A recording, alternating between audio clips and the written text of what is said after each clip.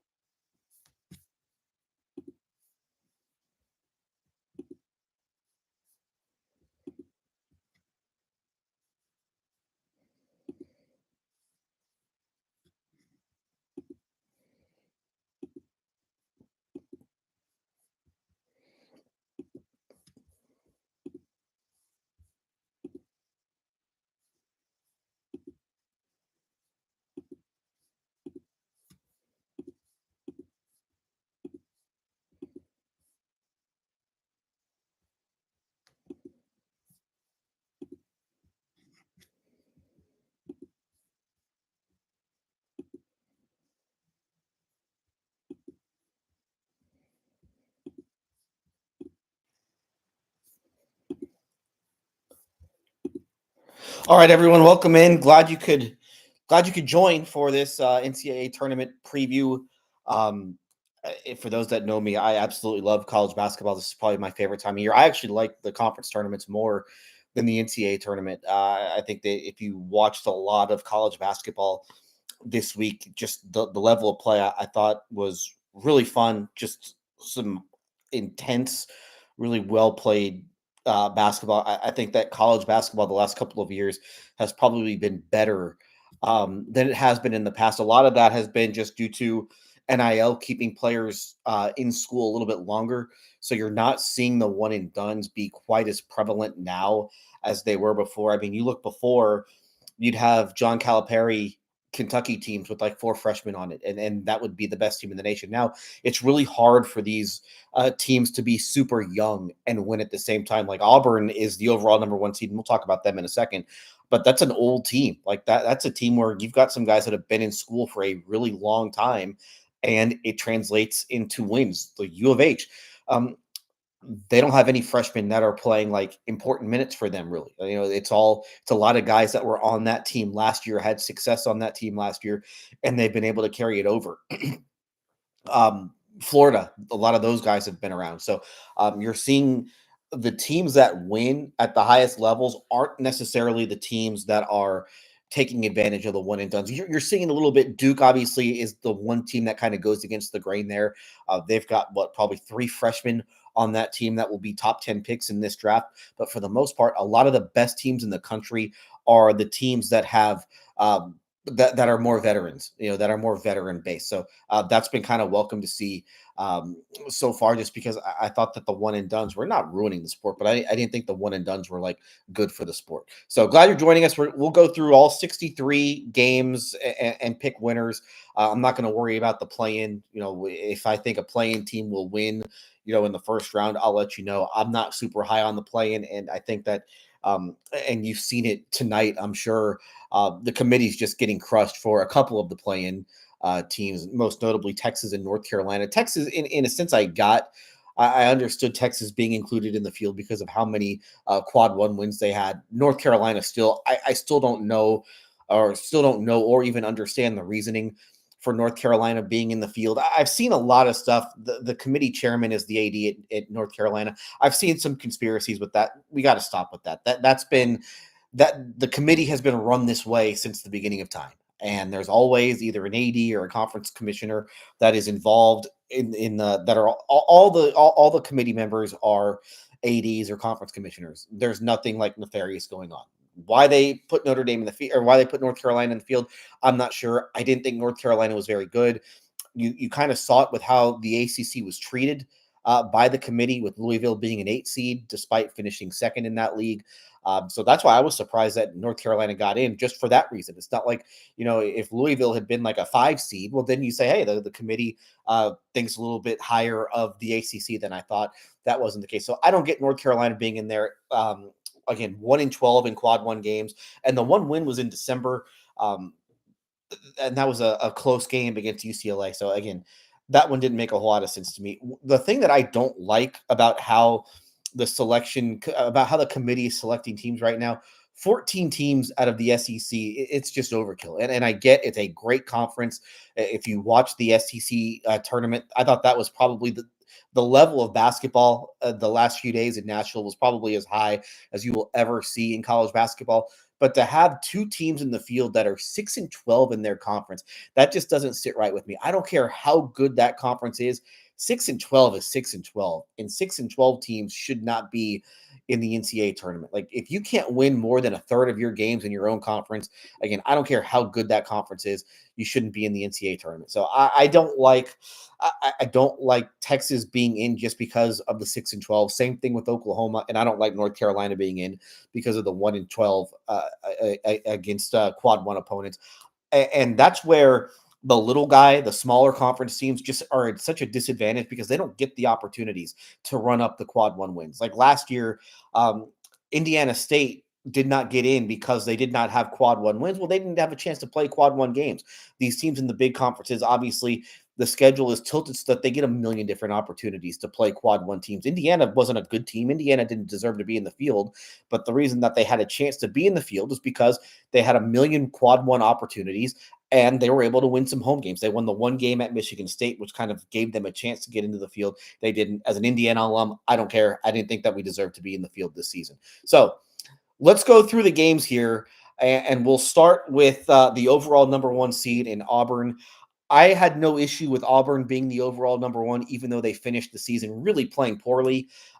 They lost three of their last four games, and I understand that they played really good teams in those last four. I mean, they lost to Texas A&M, they lost to Alabama, they lost in the conference tournament to Tennessee. Like those are fine. You know, you're going to lose games like that. They did beat Ole Miss in the conference tournament.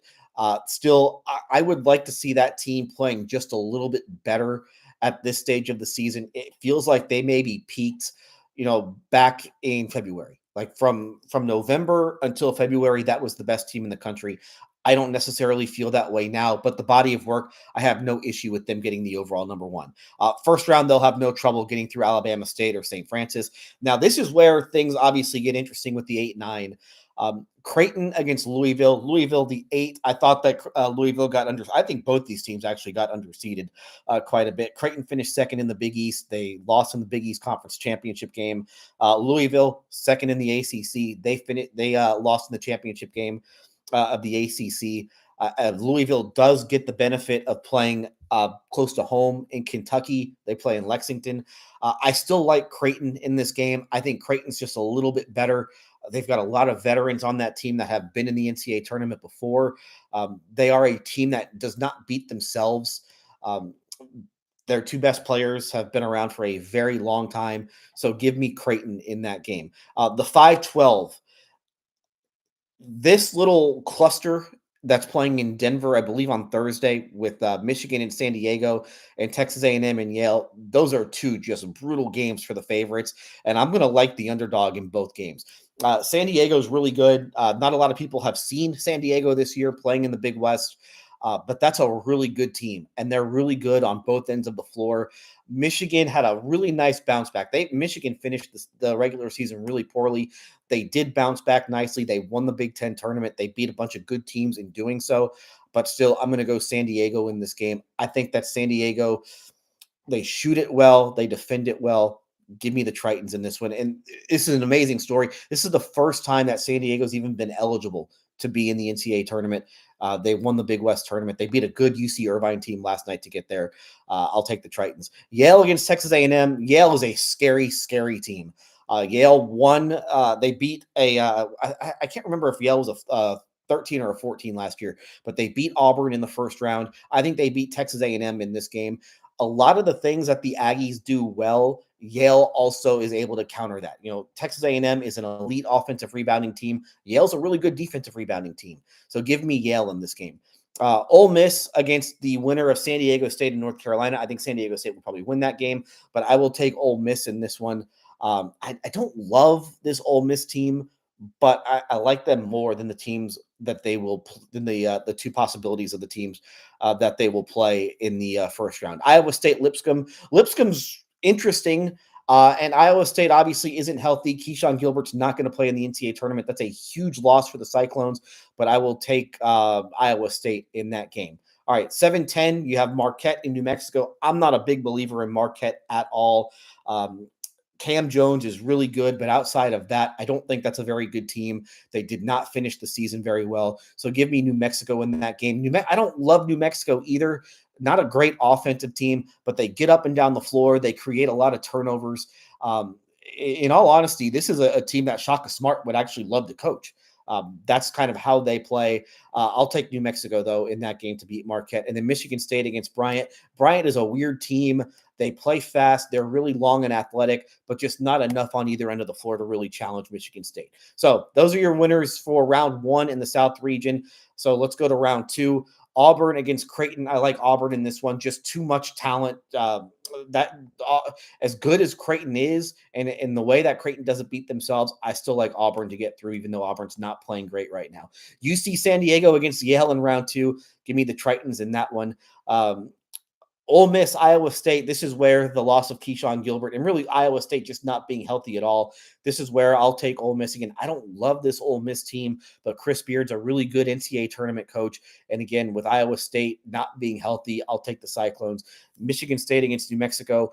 Michigan State, New Mexico likes to play fast, but Michigan State can play that way. And I think that Michigan State will be more than comfortable playing at the pace that New Mexico wants to play at. I think that Michigan State will be able to avoid the turnover bug, which is really how New Mexico beats its opponents. So give me Michigan State in that game. So we're mostly go. This is the one region where at least up until the Elite Eight, you won't see a lot of chalk.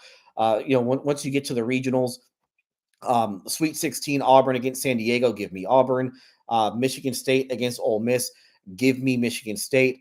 And then the Elite Eight, I'll go Michigan State over Auburn. I really like this Tom Izzo team. Um, One of my favorite players in the country, Cohen Carr, plays for Michigan State. I just love watching that guy play.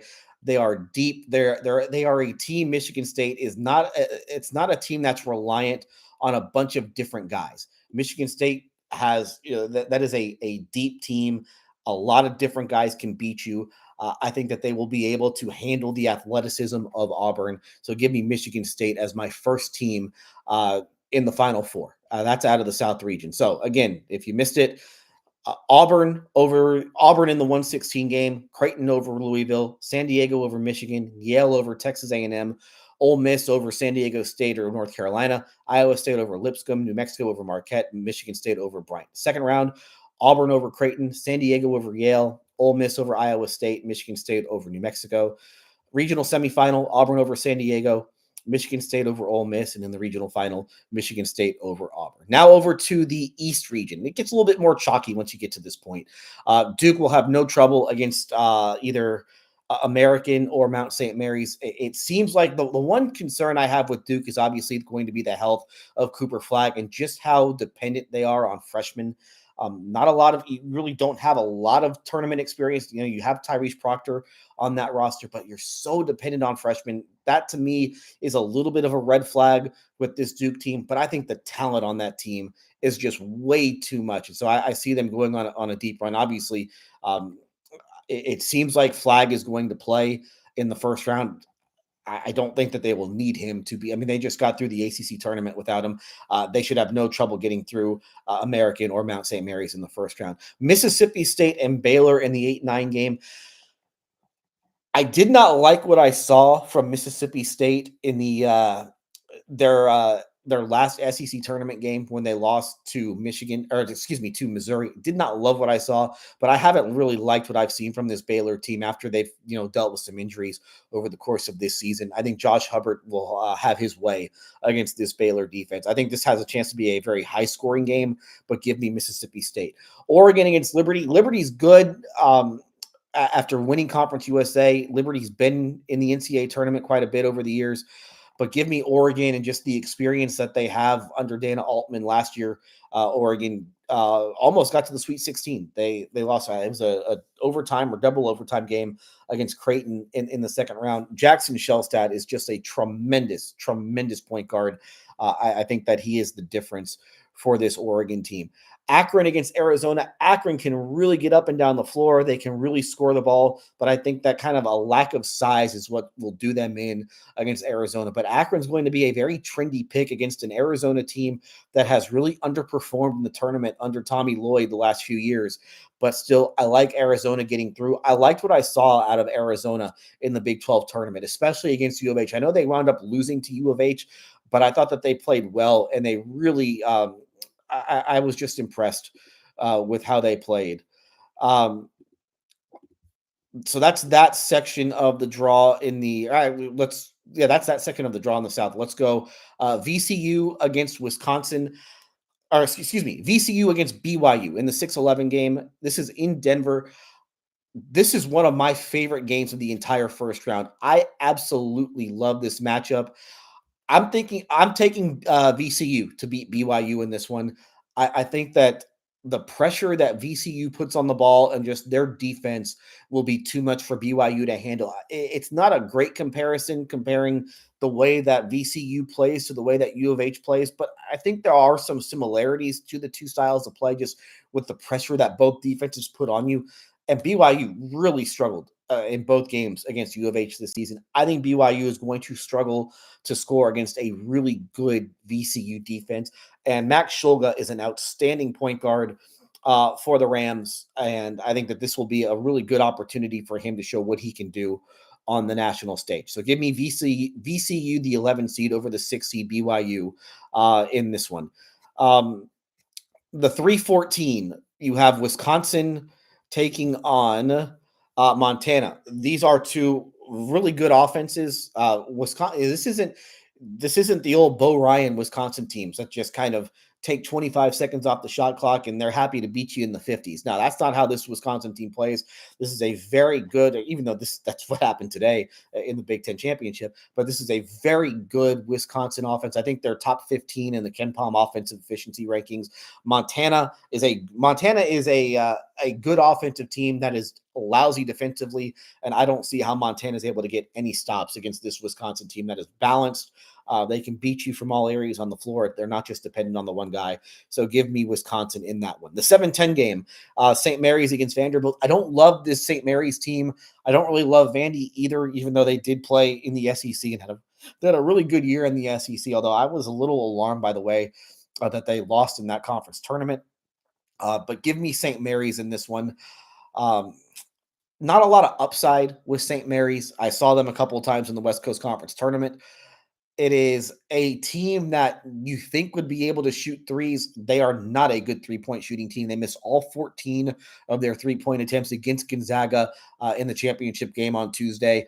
They don't turn you over offensively, and they were a little sloppy with the basketball. So even with Augustus Marcelonis, even with Mitchell Saxon in the presence that he has inside, I don't love this team, but I do think that they get past Vandy, and then Alabama should be able to overwhelm Robert Morris in the 215 game. All right, let's go to the second round. Duke, Mississippi State.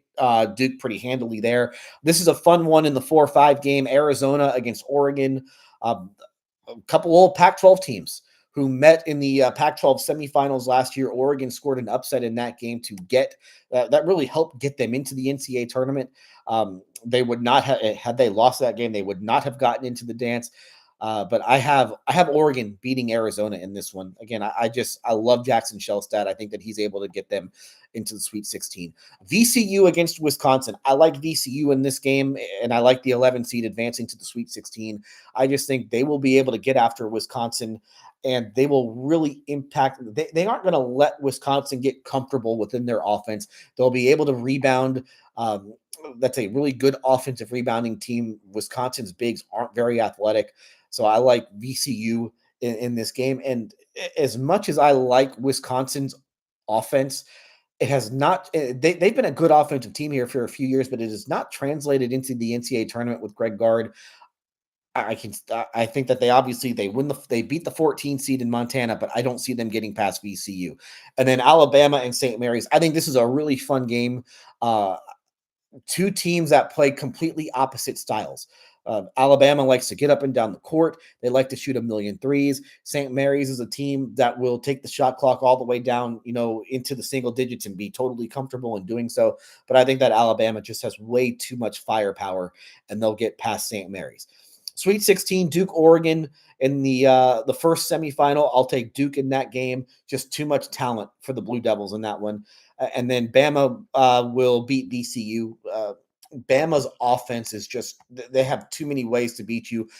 They don't mind playing fast. They are not the type of team that's going to turn the ball over a ton with Mark Sears running point. So give me Bama over VCU, setting up Duke and Bama in the Elite Eight. I will take Duke in that one. So again, recapping the East region, it'll be Duke over the 16 seed, whoever that may be, Mississippi State over Baylor, Oregon over Liberty, Arizona over Akron, VCU over BYU, Wisconsin over Montana, St. Mary's over Vanderbilt, and Alabama over Robert Morris. That's the first round. In the second round, Duke over Mississippi State, Oregon over Arizona, VCU over Wisconsin, Alabama over St. Mary's, Sweet 16, Duke over Oregon, Alabama over VCU, and then Duke over Alabama in the Elite Eight. Now, in the Midwest region, this is it's a fascinating region because in one way, I think that U of H got a decent draw. In another way, though, they got the worst matchup probably in the entire second round, especially for a 1 seed. So let's start. U of H will have no trouble with SIU Edwardsville. Won't worry about that one. Gonzaga against Georgia. Georgia kind of sneaks into the field. They have some good. I don't think this is a very good Georgia team, but they have a bunch of really good wins, and that's what gets them in, not just into the tournament, but they got into the tournament pretty safely with Mike White. I'll take Gonzaga in this one, and I think that this Gonzaga team is badly underseeded. Um, they have some losses this year. They lost 4 games in the West Coast Conference for the first time in since Mark Few's been the head coach. Um, they finished second in the league. They almost finished third. If they would have lost that last game to San Francisco in their last regular season game, they would have finished third in the conference. Record wise, it's not a great Gonzaga team, but they're really playing well, and they've got a bunch of ways that they can beat you. This is a team, they're an 8 seed, yet they're a top 10 team in Ken Pom. And that's all you need to know about how good this Gonzaga team and how they got underseeded. They were very unlucky over the course of the regular season. Um, they can beat you inside with Graham Ike. They got a bunch of bigs with Ike and the kid. I can't remember his last name. First name is Braden. Ben Gregg is still there. He's been there for a while. Khalif Battle, a transfer from Arkansas, is a really good guard. I really like him. Again, Ike is outstanding. I saw him just completely dominate San Francisco on Monday in the semifinal of the West Coast Conference. Um, there aren't many post scorers that are better than him. And then the Nemhard kid, who's been there forever, he's really good. Nolan Hickman's been there for a long time. This is just a really solid team that when you looked at all the bracketology stuff in the week leading up to the tournament, Gonzaga was like in that 8-9 pod. I thought maybe by winning the conference tournament, it might get them out of that 8-9 game. But I guarantee you, there was not a 1 seed in this tournament that wanted to see Gonzaga in their section of the draw. They would much rather have any other 8 or 9. And U of H, unfortunately for them, gets stuck with Gonzaga. We'll get to that second round game here in a minute, but I like Gonzaga getting past Georgia. Clemson against McNeese. I like Clemson in this game. I was on the McNeese bandwagon last year, and I paid for it pretty dearly. They've just looked completely. They played Gonzaga in the first round, so maybe that wasn't a fair matchup. But they were a 12 seed last year. They were completely overwhelmed in that game, and I think that last year's McNeese team is was a lot better than this year's. So they don't maybe play the same quality of opponent in Clemson as they did last year with Gonzaga, but I'll still take Clemson in this one. High Point against Purdue in the 4-13. I like High Point. High Point is a team that can really score. They've kind of obviously playing in the Big South. They fly under the radar. But if you saw that conference championship game, they fell behind in that game, and then they just blew. I can't remember who they played, but the offensively, they were just so good down the stretch of that game. I was just incredibly impressed by what I saw. This Purdue team, they have guys that obviously have tournament experience. Braden Smith might be the best point guard in the entire country. Fletcher Lawyer is still there. Uh, Kaufman Wren has been there for a long time. Trey Kaufman Wren has been there for a long time. But losing Zach Edey just changes everything with this team. And it's not the type of team that scares me at all. They finished 6th in the Big Ten. They didn't finish the season particularly well. They were handled pretty easily by Michigan in the conference tournament. I just don't see it with this Purdue team. I think that they're going to need the guards to step up. They're going to have guys make shots. I just don't know if those guys are capable of doing it. So give me High Point to beat Purdue in the 4-13. That's one of my big upsets in the first round. All right, bottom half of that section, you have Illinois against the winner of Texas Xavier. Illinois is one of the more fascinating teams in the entire field. Illinois is they've got a lottery pick. Hell, they've got probably a top 5 pick in Kasparas Jakučionis, the point guard from Lithuania.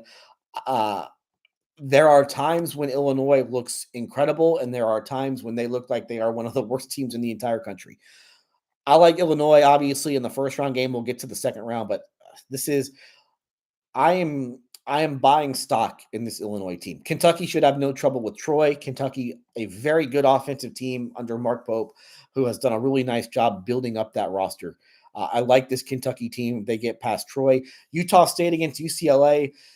Utah State is a weird team if you haven't played them before. I don't love the way that they have played over the course of this season, but third straight year making the tournament with a third different head coach. It's a good team. They play a lot of zone. They are a type of offense that if you let them get comfortable, they are going to beat you. I don't see UCLA. I did not like what I saw from UCLA on Friday in the Big Ten tournament against Wisconsin. Like, that's a team that is supposed to be an elite defensive team, and they let Wisconsin do pretty much whatever it wanted in that game. So I'm not liking what I'm seeing from UCLA. I think that UCLA will have trouble making shots against the Utah State zone. So give me Utah State, and then the 215. Tennessee is one of the best teams in the country. Obviously, as a 2 seed, you could have made an argument for them getting a 1 had they beaten Florida today. That's a high level team. I see them getting past Wofford pretty comfortably. Second round, U of H against Gonzaga. I think U of H wins, but this is a really, really tough game. Um, it's a really tough game for U of H. And of all the teams that you might have wanted to see in the second round for a 1 seed, this is the one team. Like, if I'm U of H, you're basically playing like a 4 seed in the second round. Like, that's what the committee has given the Cougars here.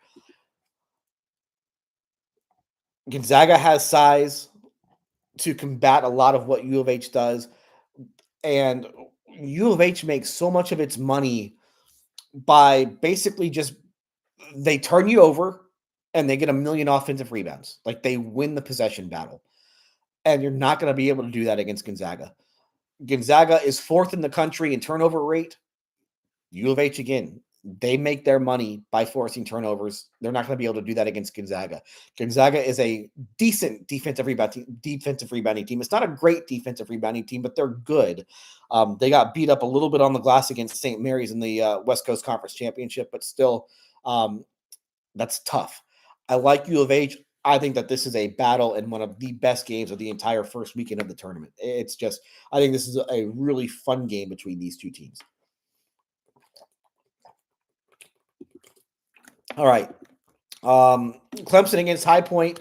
I think Clemson has enough defense to slow High Point down, and then the Tigers should have no trouble scoring against High Point. So give me Clemson getting through to the Sweet 16, second straight year for Brad Brownell.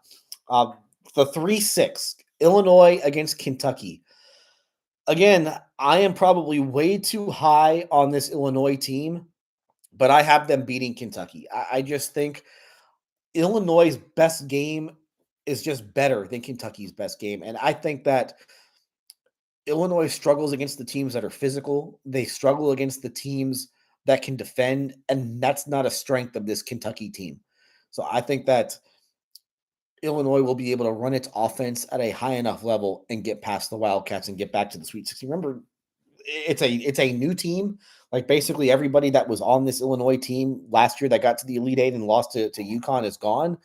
But they got a lot of talent still on that team. A couple freshmen that are really impressive. With the Riley kid, who's a Canadian, and then Jakučionis, the Lithuanian, who's probably going to be a top 10 pick in the draft. And then Tennessee against Utah State. Give me Tennessee.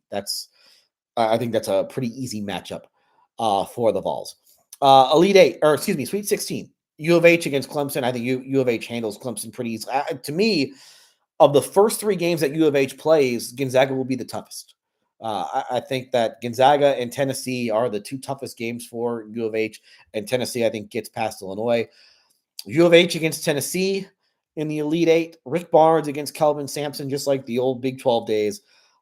Give me Kelvin Sampson beating Rick Barnes, just as he used to always do. I just think U of H has a little too much firepower offensively.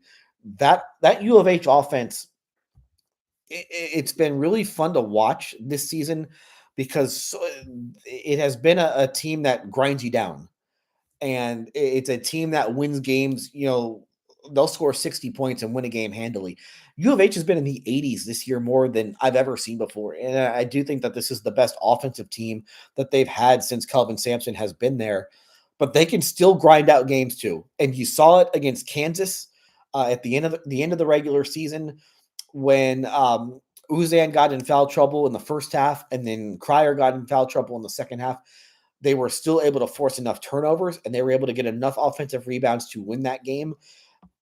There are some similarities between Tennessee and Kansas, and if U of H is forced into a game where Tennessee is probably one of the three best defenses in the entire country. I think it's St. John's, Tennessee, and U of H. I think that U of H is more than comfortable winning a game like this. So give me U of H getting back to the Final Four second time under Kelvin Sampson. So again, recapping the Midwest region: U of H over SIU Edwardsville, Gonzaga over Georgia, Clemson over McNeese, High Point over Purdue, Illinois over the winner of Texas Xavier, Kentucky over Troy, Utah State over UCLA, Tennessee over Wofford. Second round, U of H in a great game over Gonzaga, Clemson over High Point, Illinois over Kentucky, Tennessee over Utah State. And then in the Sweet 16, Tennessee over Illinois, U of H over Clemson, then U of H beats Tennessee in the Elite Eight to get back to the Final Four. Now the West region. I think Florida is the best team in the country right now. The way that they played down the stretch and the level of basketball that they played in their last two games of the SEC tournament against Missouri, or actually really all three, Missouri, Alabama, and then today Tennessee, that to me looked like the best team in the country. The guards, they got a million bigs that they can throw at you. They can shoot threes. I just couldn't be more impressed with what I saw um, out of Florida. So give me the Gators, obviously, over Norfolk State. The 8-9 game, it's a weird UConn team. Obviously, they are down compared to what they were the last. I mean, they won the championship the last 2 years, and they weren't pushed in any NCAA tournament game really. Um, it hasn't been easy for them this season. They've been humbled quite a bit, but I still like them getting past an Oklahoma team that, again, they went 6-12. Oklahoma went 6-12 in the SEC, and it's not like they went on a big run in the SEC tournament.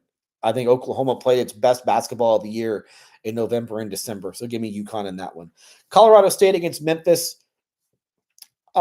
Memphis to me is seated way too high. I don't see them. I did not. I thought they were closer to like the 8-9 game than a 5 seed. And now being without, I don't know if they'll be without Tyrese Hunter, their third leading scorer in this game, but he was on the bench wearing a boot in the AAC championship. Doesn't seem like he's going to be able to play or at least even be close to 100%. I did not see, I'll admit, I didn't see a lot of Colorado State this season until the last two games of the Mountain West tournament, where they handled Utah State and then they handled Boise. It's a good offense. It's a good defense. They've got one of the best players in the country. His name escapes me now. He's really good. The guard, Neek, who's averaging close to a double-double this season. Let me get the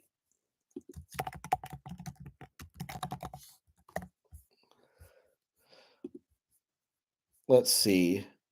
I mean, it's like 19-9 and Neat Clifford, 19 points a game, 9.7 rebounds, 4.4 assists, 1.2 steals, shoots 40% from three, 51% from the field.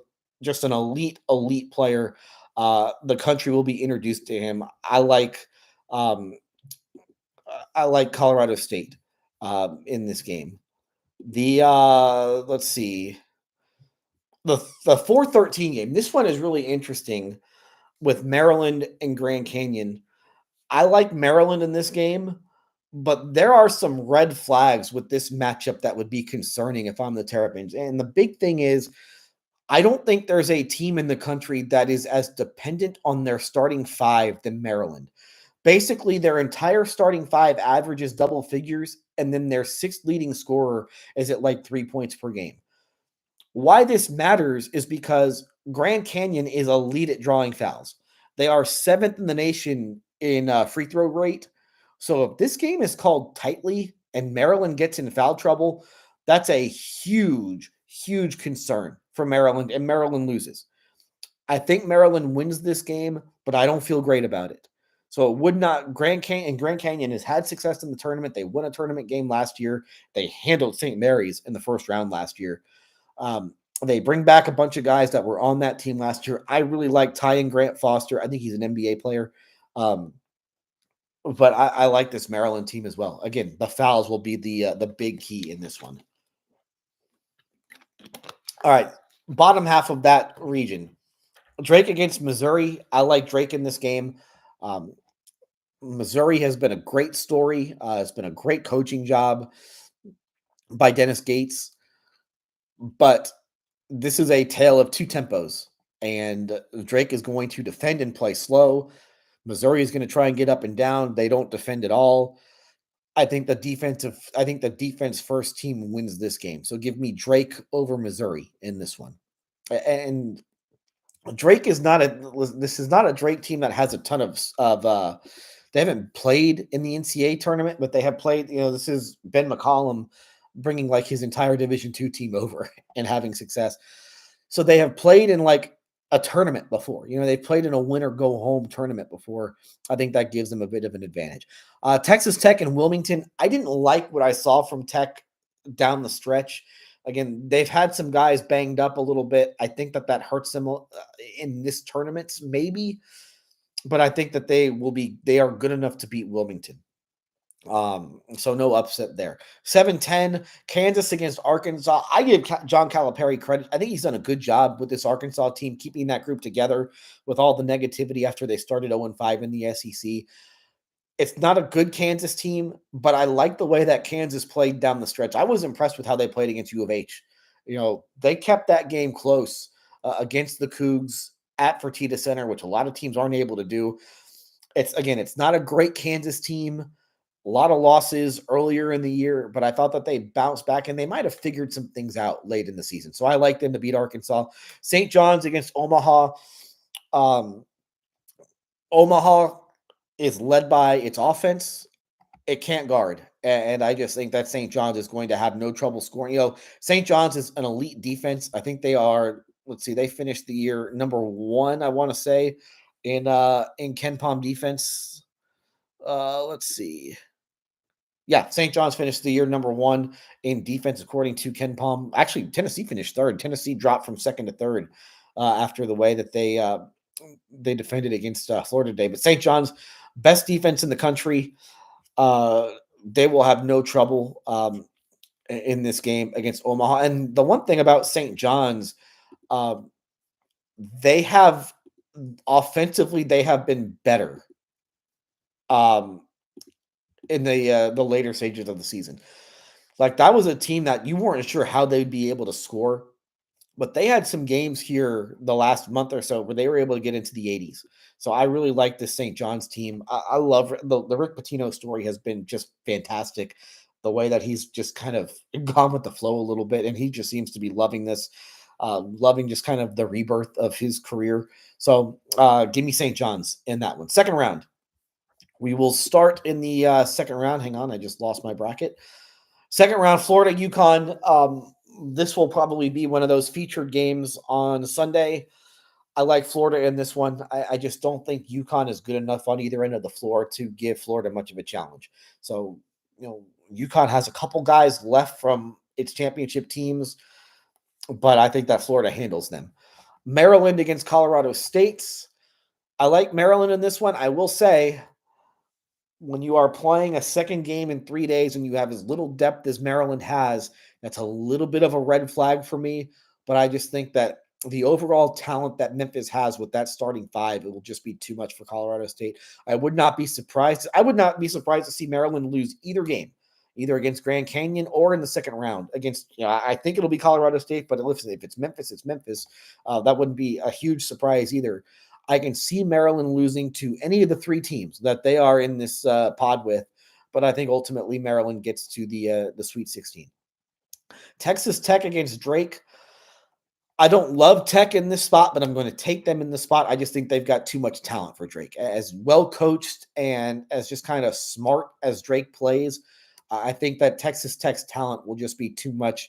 The Toppin kid is just, I mean, that's an NBA player right there, and Tech shoots the ball really well. So if Tech is healthy, it's an easy win. If they're not healthy, I still think that Tech comes out of this, but Drake can give them some headaches. And then St. John's against Kansas. I just don't think Kansas will be able to score. Uh, this St. John's, it's not a good Kansas offense. And I think that Hunter Dickinson just physically will be challenged way too much. So give me St. John's to beat Kansas in this one. And it's going to be an interesting kind of reflective moment here for Bill Self, because this is a Kansas team that they won the championship a couple in 22, but they've been bounced kind of early the last couple of years in this tournament. And he's okay still, but it's just kind of gotten a little dull there. And so I'll be interested to see if anything changes for Kansas after this season. All right, Sweet 16, Florida against Maryland. I've got Florida. Just again, you're going to hear me say this a couple more times. I think Florida's the best team in the country right now. A lot of depth, balanced scoring.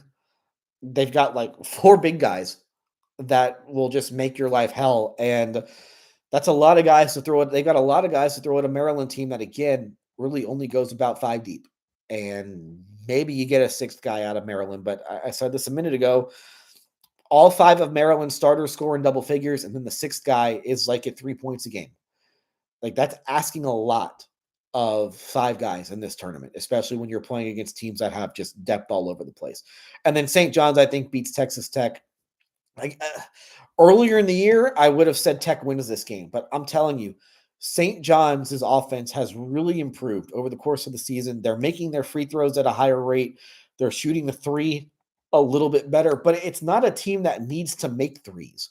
And I think that they will just make Texas Tech way too uncomfortable in their offense. So give me St. John's. And then in the Elite Eight, I have Florida over St. John's. Again, both teams are great defensively, but Florida's offense, I think, will be able to score against this St. John's defense because of the guard play. And St. John's will turn you over, but these Florida guards are too good with Walter Clayton Jr., and then the bigs are too good as well. And I don't think that St. John's is able to feast on the glass the way that some other teams, the way that they've been able to against some other teams this season. So I have Florida getting back to the Final Four. First time since 2014 that the Gators will go to the Final Four. So again, recapping: Florida over Norfolk State, UConn over Oklahoma, Colorado State over Memphis, Maryland over Grand Canyon, Drake over Missouri, Texas Tech over UNC Wilmington, Kansas over Arkansas, St. John's over Omaha. Second round: Florida over UConn, Maryland over Colorado State, Texas Tech over Drake, and then St. John's over Kansas. Sweet 16: Florida over Maryland, St. John's over Texas Tech, and Elite Eight, Florida over St. John's. So that gives you a Final Four. And again, it's a little chalky, I understand. Oh, well. I'm trying to pick winners here. I'm not trying to be trendy and, go outside the box. I'm going to tell you who I think that the top 8 teams in this tournament are just far and away better than everybody else. And that's why I only have 1s and 2 seeds in the Final Four. Florida against Michigan State. I have Florida getting past Michigan State. 25 years ago, those 2 teams met in the national championship game. U of H against Duke. I think it's a really tough game to pick. I think that U of H, though, beats Duke. A little bit of revenge for last year. I didn't love the way that Duke reacted after they beat U of H in the Sweet 16 when Jamal Shead got hurt. So I think some karma comes into play here. In the national championship game, I have Florida beating U of H. So Florida's your national champion. Great run for U of H, but I just think this Florida team is playing way too well right now. And you saw it at the end of the season. You saw it the 3 games in the SEC tournament. They just played at a different level. U of H is really, really good. I think that they come up a little bit short. So again, Your national champion this year is Florida. A Final Four of Florida, Michigan State, Duke, and U of H. 3 1 seeds and a 2 seed. Sorry, little chalky, but that's just how it is. Thanks, guys, for tuning in. Appreciate it. Hope you enjoyed this, and thanks again.